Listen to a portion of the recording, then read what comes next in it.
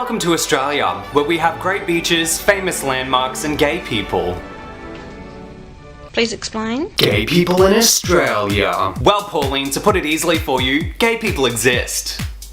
So yeah. In fact, we've existed for a while, but you've probably heard a lot more about us in the past few months. Especially here in Australia, us gay people have been making a lot of noise. Being gay is a conspiracy made up by sex shops to sell more double-ended dildos. Nope, we definitely exist, but as of right now, we do have less rights than straight people, which if you ask me is a little weird. But luckily for us here in Australia, we're holding what's called a plebicite. Basically, the Australian government is using a whole bunch of taxpayer money to find out whether the Australian community is for or against gay marriage. Even though we've actually done studies that have proven that Australia is for it. But because of this plebiscite, it has caused a lot of the no voters to come out and say what they really believe in. So basically it's Adam and Eve and not Adam and Steve. Yeah man, in the Bible somewhere it says that being gay is an actual sin, and I just think that we should keep marriage a really religious thing. Are you a Christian? No.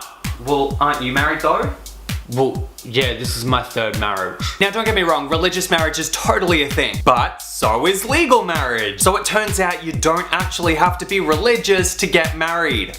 School told my son he could wear a dress next year if he felt like it. I want to make something super clear. This plebiscite is for marriage equality only. Not for safe schools, not for any type of programs. It's for marriage equality only. And a lot of the no voters have been throwing unrelated issues into the ring to confuse voters of the implications of actually voting yes. And just for the record, guys should totally be allowed to wear dresses. And I'm pretty sure I've seen men wearing dresses somewhere before. To be honest, if you want to know why gay people are trying so hard to get yes voters, because of majority vote yes, then it's a step in the right direction for equality, which, let's be honest, Australia is kind of behind in. Voting yes will not change heterosexual marriage at all. Okay, but gay people actually have civil unions. Yeah, no, there's actually a big difference between civil unions and actual marriage. But if you don't think that civil unions is a big deal, then you can have them and we'll have marriage. And then when you figure out the difference and you want marriage back, we'll hold a plebiscite and see what we think. So let's just take some time out from watching Married at First Sight and The Bachelor to help make Australia that little bit more accepting than it already is. My name's Ben Blue and I approve of this message.